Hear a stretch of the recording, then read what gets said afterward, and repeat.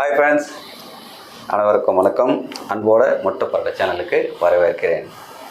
நானும் உங்களை வரவேற்கிறேன். ஓகே ஃப்ரெண்ட்ஸ், சப்ஸ்கிரைப் பண்ணுங்கள், லைக் பண்ணுங்கள், ஷேர் பண்ணுங்கள், பெல் ஐக்கானை கிளிக் பண்ணுங்கள், கமெண்ட் பண்ணுங்கள், உங்கள் ஃப்ரெண்டுக்கு சொல்லி அவங்களோட ஃப்ரெண்ட்ஸுக்கும் ஷேர் பண்ண சொல்லுங்கள். இன்னும் உங்கள் அன்பை எங்களுக்காக கொடுங்க. பட் ரெடியா? ரெடி. ஓகே, இன்றைக்கி என்னோடய கொஸ்டின்ஸ்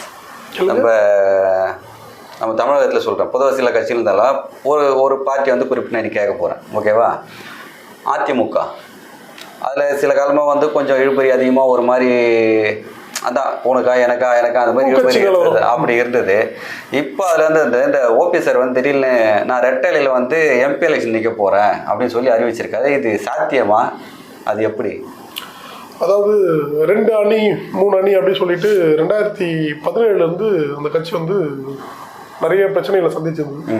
சசிகலா ஒரு டீம் பிரிஞ்சாங்க, அதுக்கப்புறம் திரு டிடிவி தனி டீம் பிரிஞ்சாரு.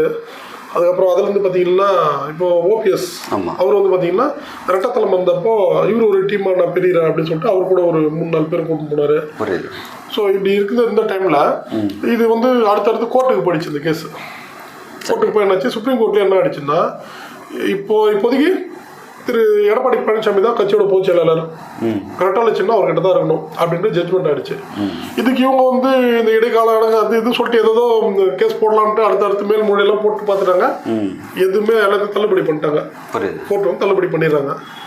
பண்ணிட்டதுக்கு அப்புறம் இப்போதான் ஃபிக்ஸட் ஆகி போச்சு. நீங்கள் டிவியில் கூட பார்த்தீங்கன்னா பொதுச் செயலாளர் எந்த டிவியில் பார்த்தாலும் கட்சியோட பொதுச் செயலாளர், அதிமுக பொதுச் செயலாளர் திரு எடப்பாடி பழனிசாமி தான் பேசுவாங்க. ஆமாம். ஆனால் டிடிவி தினகர் அவர் அமமுக தலையாக போயிட்டாரு. ஓகே, கட்சியோட இது ஒரு உட்கட்சியாக நான் பிரிஞ்சு போனாலும் அப்படின்னு வேற கட்சி பேர்லேயே போயிட்டாரு, வேறு கொடியோட போயிட்டாரு. ஆனால் திரும்ப சசிகலாவும் திரு ஓ பன்னீர்செல்வமும் அவங்க என்ன நாலேஜில் பண்ணுறாங்க, இல்லை அவங்க வந்து ஏன் அப்படி பண்ணுறாங்கன்னு பார்த்தீங்கன்னா ரொம்ப வருத்தப்படக்கூடிய வேண்டிய விஷயமா இருக்குது. அப்போ அவங்களே சொல்லிக்கிறாங்க கழக போச்சு. அது எந்த கழகத்துன்னு அவங்களுக்கே தெரியல. இல்லை, இப்போ டிடிவியும் சசிகலாவும் வேறவா? ஒன்றும் கிடையாது. அவங்க ஒன்றும் கிடையாது, சொந்தக்காரர் தான். இல்லை, அப்படிதான் கட்சி வேற. நான் அப்படி தான் நினச்சினுக்கிறேன். கட்சி வேற. ஓ. ஸோ இதில் வந்து என்னென்னா, இப்போ இது வந்து இது கொஞ்சம் உள்ளே போனால் தான் இது உங்களுக்கு புரியும்னு நினைக்கிறேன். சரி. திரும்ப சசிகலா அவங்க வந்து பார்த்தீங்கன்னா 1980 பீரியட்லேருந்து செல்வி ஜெயலலிதா அவர்களுக்கு வந்து ஒரு என்ன சொல்லுவாங்க, ஒரு பிஏ மாதிரி ஒரு சப்போர்ட்டிங்காக இருந்திருக்காங்க. ஸோ அதை வந்து செல்வி ஜெயலலிதா அவர்களே வந்து பேட்டி கொடுத்துருக்காங்க, சொல்லியிருக்காங்க. இது எல்லாமே தெரிஞ்ச விஷயம் தான். சரிங்களா? அப்படி இருக்க அவங்களுக்கு வந்து நான் தான் ஃபுல் சப்போர்ட்னு இவங்களும் சொல்லியிருக்காங்க. யார்? சசிகலா மேடம் சொல்லியிருக்காங்க. அப்படி இருக்கும்போது 66 வயசு இருக்க ஒரு ராஜ வாழ்க்கை வாழ்கிறவங்க, 66 வயசுல ராஜ வாழ்க்கை வாழ்றவங்க இறந்து போகிற வயசு. ராஜ வாழ்க்கைன்னு என்ன தெரியுங்களா? லைட்டாக இப்போ நமக்கு கோல்டுனா நம்ம ஹாஸ்பிட்டலில் தேடி போவோம். உனக்கு எனக்கு கோல்டுனா ராஜ வாழ்க்கைன்னு என்ன தெரியுமா? ஆக்சுவலாக அப்படி அவர் தும்பலை தும்பிட்டோம்னா எனக்கு அடுத்த 1 ஹவர்லையா இல்லை அடுத்த அந்த ட்ராவல் டைம், இப்போ ஃப்ளைட் டைம் ஒரு பேச்சுக்கு லண்டன்லேருந்து ஒரு டாக்டர் இங்கே வராரு, யூஎஸ்லேருந்து இங்கே வராருன்னா அந்த டைமிங்கில் ஒரு ஹை குவாலிட்டி டாக்டர் என்னை வந்து இங்கே என் வீட்லேயே ட்ரீட்மெண்ட் பார்த்து எனக்கு டேப்லெட்ஸோ மெடிசனோ கொடுத்துட்டு போவார். இதுதான் ராஜ வாழ்க்கைன்னு சொல்லுவார். புரியுதுங்களா? ஸோ அந்த அளவுக்கு ராஜ வாழ்க்கை வாழ்கிற ஒருத்தவங்க 66 வயசுல இறக்கக்கூடிய வயசாக வாய்ப்பு இல்லை. இதை செல்வி ஜெயலலிதா அவர்கள் வந்து 66 வயசுல இறந்துடுறாங்க. இதுக்கு வந்து நான் கூட நான் தான் வந்து அவங்க வெற்றிக்கு காரணம், அவங்களோட எல்லாத்துக்குமே நான் தான் காரணம்னு சொல்லிக்கிறேன். திரும்ப சசிகலா என்ன பண்ணிடணும், சசிகலா மேடம் அவர்கள் என்ன பண்ணிடணும்னா, திருமதியில் இப்போ அவங்க என்ன பண்ணிடணும்னா, நான் வந்து உயிரா நேசிச்ச எங்கள் அக்காவே அக்கா தான் சொல்லுவாங்க. அவங்களே வந்து மண்ணை விட்டு மறைஞ்சு போயிட்டாங்க. எனக்கு இனிமேல் அந்த அரசியலோ அந்த மாதிரி விஷயம்லாம் எனக்கு தேவையில்லை. நான் எங்கள் அக்காவே கோயிலாக நினச்சி, அவங்க சமாதியை கோயிலாக நினச்சி நான் அப்படியே வாழ்க்கை வாழ்ந்துட்டு போயிடுறேன். எங்கள் கட்சியில் ஆல்ரெடி சில சீனியர்லாம் இருக்கீங்களா, நீங்கள் கட்சியை பொறுப்பாக பார்த்துங்க அப்படின்னு உரமா ஒதுக்கி போயிருந்தாங்களா. ஏன்னா இவங்க தானே சொல்லிட்டாங்க அவங்களோட எல்லாத்துக்கும் நான் தான் காரணம்னு. அவங்களோட இறப்புக்கும் தார்மீக பொறுப்பேற்று, அவங்களோட மறைவுக்கும் தார்மீக பொறுப்பேற்று இந்த மாதிரி ஆயிட்டாங்க, என்னை விட்டுருங்க, நான் வந்து அவங்கள நினச்சி நான் தாவமாக இருந்துட்டு போயிடுறேன், கடைசி காலத்தை முடிச்சுட்டு போயிடுறேன் அப்படின்னு போயிருந்தாங்கன்னா அவங்க வந்து இந்த அதிமுக தொண்டர்கள் மட்டும் இல்லாமல் தமிழக மக்கள் மனசுலேயே அவங்க உட்காந்துருப்பாங்க. ஆனால் இவங்க என்ன பண்ணாங்கன்னா, அந்த செல்வி ஜெயலலிதா மேடம் அவங்க இறந்த உடனே 1 மாதம் கூட ஆகலை, இவங்க என்ன பண்ணிடுறாங்க, அவங்கள மாதிரியே புடவை கலரு, அவங்கள மாதிரியே போட்டு, அவங்கள மாதிரியே அந்த கொண்டையில் இது பண்ணுறது. ஸோ அவங்க போன அதே காரு, அவங்க உட்கார்ந்த அதே கட்சி சேரு, அதுக்கப்புறம் அவங்க நின்று கையை காட்டுற கட்சி பால்கனி, இந்த மாதிரி எல்லாத்தையுமே பண்ண உடனே என்னாச்சு, ஃபோட்டோ ஷூட் நடத்துறாங்க. எனக்கு வந்து பேனர் வைங்க, போஸ்ட் அடிங்கன்னு சொல்லிட்டு இவங்க ஃபோட்டோ ஷூட் நடத்தி பவுடர் போட்டு ஃபோட்டோஸ் ரிலீஸ் ஆகுது. ஸோ இதை பார்க்குற அதிமுக தொண்டர் மட்டும் இல்லாமல் தமிழக மக்களே, சாதாரண நியூட்ரலாக இருக்கக்கூடிய தமிழக மக்களே, இந்த இவங்க தான் வந்து ஒருவேளை அவங்கள ஏதோ பண்ணியிருப்பாங்களோ. சரி, இது வந்து ஏன்னா வந்து ஒரு மர்ம மரணன்ற மாதிரி தான் வந்து எல்லாருக்குமே இருந்த டைமில். ஸோ இவங்க தான் அவங்கள ஏதோ பண்ணியிருப்பாங்களோ அப்படின்ற ஒரு கோணத்தில் யோசிக்க ஆரம்பிச்சிட்டாங்க, பேச ஆரம்பிச்சிட்டாங்க. ஸோ அப்படி இருக்கும்போது இவங்க என்ன பண்ணியிருக்கணும்? ஆமாம், இவங்க தான் முதல்ல பண்ணணும். இவங்க வந்து தன்னைத்தானே வந்து நான் பொறுப்பேற்றுக்கிறேன், தார்மீக பொறுப்பேற்றுக்கிறேன், என்னோட கடைசி காலத்தில் நான் தாவமாகவே உட்காந்துட்டு போயிடும் அப்படின்ற மாதிரி போயிருந்தாங்கன்னா வேற கதை. ஆனால் இவங்க என்ன பண்ணாங்க, இப்படி பண்ண உடனே ஒட்டுமொத்த கோபம் அவங்க மேலே திரும்புது. ஏற்கனவே வந்து ஒரு மரணம், கேள்விக்குறியான மரணம் போது ஆல்ரெடி கோபத்தில் டென்ஷனில் இருக்கக்கூடிய தொண்டர்களுக்கு இது ஒரு கோபமாக இவங்க மேலே தான் ஃபோக்கஸ் ஆகுது. அவங்க அப்பவும் வந்து என்ன பண்ணுறாங்க, திருப்பி இது வந்து இந்த கட்சி நான் நிற்பேன், நான் அதாவது என்னன்னா அவங்களுக்கும் 70 வயசு தாண்டிடுறாங்க, வாரிசு கிடையாது அவங்களுக்கும், அவங்க கணவரும் மறைஞ்சு போயிட்டாரு.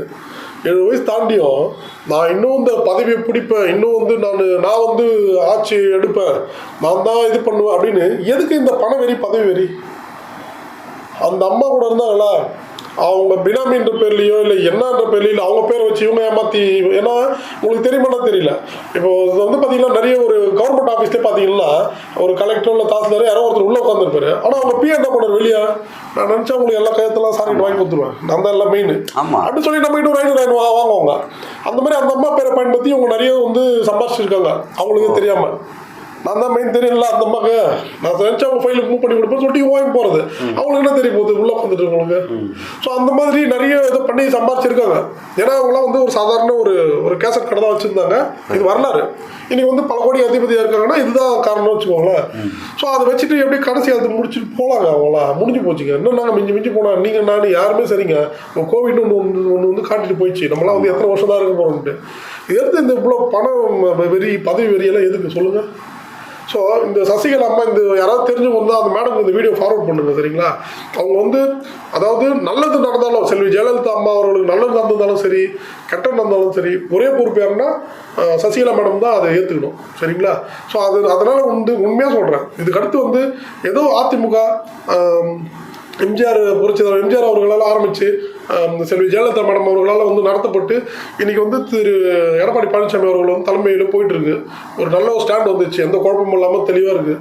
மறுபடியும் இவங்க எதுவும் குழப்பி விடாமல், கலக்கி விடாமல், கலகம் பண்ணாமல் அந்த அம்மாவுக்கு வந்து நீங்கள் ஒரு நல்லது பண்ணணும்னு கடைசியில் இப்போ இந்த கடைசி காலத்தில் நினச்சிங்கன்னா அந்த கட்சியை டிஸ்டர்ப் பண்ணாதீங்க, சரிங்களா? இது வந்து சசிகலா மேடம் இப்படி ஒதுங்கிடும் ஒன்று. ரெண்டாவது, திரு ஓபிஎஸ் அவர்கள் அவரே சொல்லியிருக்காரு, எங்கேயோ இருந்த நான் இன்னைக்கு வந்து இப்படி ஒரு பொசிஷனில் இருக்குன்னா அதுக்கு அம்மா தான் காரணம் அப்படின்னு சொல்லிட்டு அவங்க போகிற வண்டியோட டயரெல்லாம் தொட்டு கும்பிட்டுருக்காரு. இது எல்லாமே பார்த்துருக்காங்க, ஊருக்கே தெரியும் இது. ஸோ அவ்வளோ பணிவானவர் அவர், அதில் மாற்று கருத்து இல்லை, சரிங்களா? விசுவாசமான பணிவாக பண்ணியிருக்காரு, இந்த மாற்று கருத்து இல்லை. அப்படியேப்பட்ட அவர் வந்து இன்னைக்கு வந்து அந்த கட்சி வந்து சில குறிப்பிட்ட சுச்சுவேஷனில் திரு ஓபிஎஸ்ஸால் வந்து முடியல. என்ன முடியலன்னா அவரால் வந்து எதிர்கட்சி எடுத்து பேச முடியல. எதிர்கட்சின்னா திரு ஸ்டாலின் அவர் விமர்சனம் பண்ணணுங்க, ஒரு எதிர்கட்சியில் இங்கே இருக்கீங்களா முதல்வர் விமர்சனம் பண்ணணும். ஆனால் இவர் என்ன பண்ணுறாருன்னா அவங்கள புகழ்றாரு. மறைஞ்ச திரு கருணாநிதியை பற்றி எங்கள் அப்பாலாம் திரு கருணாநிதி ஃபேனு, அவரோட புத்தகத்தில் எங்கள் அப்பா வச்சு படிப்பார். இதை வந்து செல்வி ஜெயலலிதா அம்மா உயிரோடு இருக்கும்போது இவர் இப்படி பேசியிருப்பாரா? வாய்ப்பு இல்லை. ஸோ இந்த மாதிரிலாம் பேசும்போது அதிமுக தொண்டர்களுக்கு அதிருப்தி ஆகுது. இவர் வந்து ஃபுல்லாக ஜாடாச்சு பழகி போயிட்டு இவருக்கு ஜாடாடி இது விட்டு வேறு எதுவுமே தெரியல அப்படின்ற மாதிரியான மைண்ட் செட்டில் வந்துடுறாங்க. திருப்பி என்ன பண்ணுறாருன்னா எல்லா விஷயத்தையும் எங்கேயுமே வந்து ஒரு போல்டான முடிவோ ஒரு போல்டான ஸ்பீச்சோ மத்திய அரசு எடுத்து பேசணும், இல்லை மாநில எந்த ஒரு இதுவுமே கிடையாது. எங்கே பார்த்தாலும் கூரை கும்பிடு போட்டுன்னு ஜாடாச்சின்னு புகழ்ந்து பேசுறது மட்டும்தான் அவருக்கு தெரியுது. இது வந்து ஒரு தலைமைக்கு அழகில்லை. ஏன்னா ஒரு 1.5 கோடி தொண்டர்களை கொண்ட கட்சி அது. ஆமாம், இது வந்து தலைமைக்கு அழகில்லை. இவரே போய் கும்பிட்டு வெள்ளப்படி காட்டினா நம்ம 24 புலிகேசியில் இவர் போவார்ல அந்த மாதிரி போனால் அப்போ தொண்டர்கள் என்ன அவங்க தொண்டர்கள் ஒரு ஈயம் என்னன்னா அதிமுகவில் கொள்கை பெரிய கொள்கை 100ல் வந்து முக்கியமாக என்னன்னா 80% வந்து திமுக எதிர்ப்பு தான். அந்த திமுக கிட்டே போய் என்ன பண்ணார், ஜால்ராச்சின்னு அவங்களுக்கு சுற்றி கூறமுடு போட்டுருக்காரு. அப்போ இது வந்து என்ன ஆகும்? ஸோ அவர் வந்து இவர் வந்து அந்த அளவுக்கு தலைமை சரியில்லைன்றாங்க. அந்த இடத்துல பார்த்தீங்கன்னா திரு எடப்பாடி பழனிசாமி அவர்கள் வந்து உண்மையிலே பார்த்தீங்கன்னா செல்வி ஜெயலலிதா அவங்களுக்கு மேலே 2021 எம்எல்ஏ எலெக்ஷன்ல வின் பண்ணியிருக்காரு. ஏன்னா ஏடிஎம்கே வந்து எதிர்கட்சியா திருமதி செல்வி ஜெயலலிதா அவர்கள் வந்து எதிர்கட்சியா 2006 உட்கார்றாங்க. வெறும் 65 எம்எல்ஏவோட தான் உட்கார்றாங்க. சரிங்களா, எதிர்கட்சியா உட்காரும் போது. ஆனா இவர் வந்து 75 எம்எல்ஏவோட எதிர்கட்சியா உட்காராரு. தோத்தாலும் இவர் ஜெயிச்சிருக்காரு. சரிங்களா. ஸோ அது மட்டும் இல்லாம பேச்சு ஒரு வந்து முதல்வர் விமர்சித்து பேசுறோம், ஒரு திமுக விமர்சித்து பேசுறோம்னா நல்லா ஸ்ட்ராங்கா போல்டா பேசுறாரு. ஸோ அப்போ தொண்டர்களை யாரை விரும்புவாங்க? யார் கரெக்டாக ஃபாலோ பண்ணாலும் அப்படின்னும் போது என்ன பண்றாங்கன்னா, திரு எடப்பாடி பழனிசாமி அவர்கள் வந்து பொதுச்செயலர் ஆகிட்டு இவருக்கு வந்து துணை பொதுச்செயலாளரோ இல்லை வந்து அவைத்தலைவரோ இல்லை இணைப்பு ஏதோ ஒரு விஷயம் பண்ணி வைக்கலான்ற மாதிரி தான் இவருக்கு வந்து அடுத்த கட்ட. ஆனால் வந்து அதாவது முதலாம் கட்ட தலைவர், இரண்டாம் கட்ட தலைவர் அந்த மாதிரி ஒரு பிளான். உதாரணத்துக்கு திமுகவில் வந்து பேராசிரியர் அன்பழகன் வந்துட்டு போனார் பார்த்தீங்களா. அவர் வந்து என்னன்னா அவர் வந்து அண்ணா காலத்துல இருந்தார். சொல்ல போனா கருணாநிதியோட மூத்த தலைவர் அவர் தான் அந்த அடுத்த சிஎம் ஆயிருக்கணும். நாவல நெடுஞ்செழியனோ இல்லை வந்து பேராசிரியர் அன்பழகன் ஆயிருக்கணும். ஆனால் பார்த்தீங்கன்னா திமுகவில் அவர் நம்ம புரட்சியாளர் எம்ஜிஆர் சப்போர்ட் பண்ணதால கருணாநிதி சிஎம் ஆனாரு. திரு கருணாநிதி சிஎம் ஆனாரு. இது எல்லாருமே தெரிஞ்ச விஷயம் தான். இது என்னன்னா பேராசிரியர் அன்பழகன் அடுத்து திமுகவில் ஒரு இரண்டாம் கட்ட இடத்துலயே வந்து எப்படி மூவ் பண்ணிட்டு போனாருன்னு எல்லாருமே தெரியும். சரிங்களா. அந்த மாதிரி திரு ஓபிஎஸும் இருந்திருக்கலாம். அதுக்கு தான் வந்து இவங்க டிராஃப்ட் பண்ணியிருக்காங்க. ஆனால் இவர் என்ன பண்ணாருன்னா, நான் இருந்தால் ஒன்றா தான் இருப்பேன், நம்பர் 1 தான் இருப்பேன், 2, 3 எல்லாம் இருக்க மாட்டேன், நான் என்ன பண்ணுறேன் பார்க்குறேன்னு சொல்லிட்டு இவர் என்ன பண்ணுறாருன்னா கட்சிக்கு எதிராக கமிஷன் ஆஃபீஸில் கம்ப்ளைண்ட் பண்ணுறாரு பொதுக்குழு நடத்துறாங்கன்னு. ஆனால் பர்மிஷன் லெட்டர் கொடுத்ததே அவர் தான் கையெழுத்து போட்டு அவரே அந்த பொதுக்குழுக்கு போய் அப்ஜெக்ஷன் தெரிவிச்சோம் கமிஷன் ஆஃபீஸ் லெட்டர். அதெல்லாம் வந்து அவரே அசிங்கப்படுத்தினார்.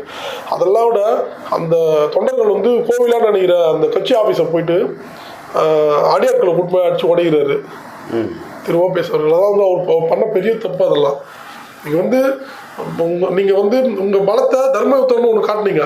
அன்றைக்கி வந்து நீங்கள் யாரும் காசு செலவு பண்ணி கூப்பிடல, எந்த ரவுடியும் கூப்பிடல, எந்த அடியாலும் கூப்பிடல. உங்களை தேடி வாண்டடா தொண்டர்கள் வந்தாங்க. தமிழர் ஃபுல்லாக வந்து சொந்த செலவு பண்ணின்னு தொண்டர்கள் வந்தாங்க வீட்டுக்கு. இன்னைக்கு அதே நீங்கள் பண்ணியிருந்தீங்கன்னு வச்சிங்களா, தொண்டர்கள் கிட்ட நீங்கள் ஜெயிச்சிருக்கலாம். நீங்கள் வந்து தப்பு பண்ணது என்னன்னா, போலீஸ் நம்பினீங்க, கோர்ட்டை நம்பினீங்க, ரவுடிகளை நம்பலையே தவிர தொண்டர்களை நம்பலை.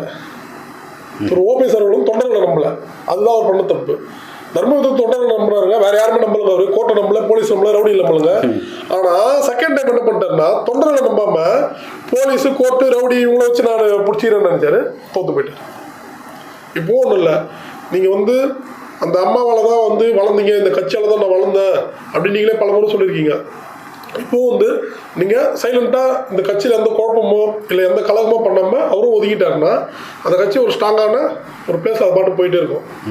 ஸோ இதுதான் இப்போ வந்து பார்த்தீங்கன்னா திரு டிடிவி நகரம் பொறுத்த வரைக்கும் பெரிய இம்பாக்ட் கிடையாது. அவர் வந்து என்னென்னா, அவர் அமமுக ஆரம்பித்த உடனே வந்து நான் பார்த்தீங்களா, இவர் எடப்பாடி வந்து இன்னும் 2 நாளில் வீட்டுக்கு அனுப்புகிறேன், 10 நாளில் வீட்டுக்கு அனுப்புகிறேன், 1 வாரத்தை வீட்டுக்கு அனுப்புகிறேன் சொல்லி அவரோட ஃபுல்லாக ஆட்சியை அவர் முடிச்சு தான் வந்தார் வச்சுங்களா. அவர் வாய் வலிக்க ஒரு மட்டும் வாய்க்கிளி பேஸ்ட் மட்டும் போனார். யார் இவர் திரு டிடிவி. அதனால அவர் வந்து ஒரு மேட்டரே கிடையாது. அவரே அப்படின்னு போடுவார். அதே மாதிரி அவர் போயிடுவார். அது சீன்லாம் கிடையாது வச்சுக்கோங்க. ஆனால் இதில் இம்பாக்ட் கொடுக்க வேண்டியது யாருன்னா, ஒன்று வந்து இவங்க சசிகலா. ஆனால் ஆல்மோஸ்ட் அவங்களும் வந்து ஒதுக்கிட்டாங்க தான். பட் வேற எதுவும் புது குழப்பம் ஏற்படுத்தாம இருந்தால் சரி. இப்போ ஓபிஎஸ் அந்த மாதிரி தான் ஒதுங்கினேன். புது குழப்பம் ஏற்படுத்தாம வரப்போகிற எலெக்ஷனுக்கு வந்து நான் தான் ரெட்டல நிற்க போகிறேன், இதெல்லாம் யாரை கேட்டாங்களா? இப்போ யாருக்காக உங்க பின்னாடி நீங்கள் சும்மா இப்போ ஏற்கனவே கொஞ்சம் தர்மயுத்தம் உட்கார்ந்து பாருங்க, ஒரு சாம்பிள் பாருங்க, எவ்வளோ தொண்டர் வரான்னு பாருங்க. சரிங்களா. அதனால உங்களை நீங்களே அசிங்கப்படுத்திக்காதீங்க.